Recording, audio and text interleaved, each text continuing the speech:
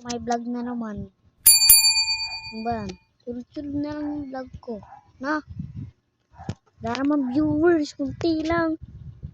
Hirap-hirap mag-edit eh. Wala akong gana mag-vlog. Gusto ko lang mag-vlog. Ha? Nanonood ako eh, no? Kung papatayin ka to, di sandali lang yung vlog ko. Sayang yung edit ko, no? Ano kayang gagawin ko? Ano kayang gagawin ko, no? Ito na lang. Bali.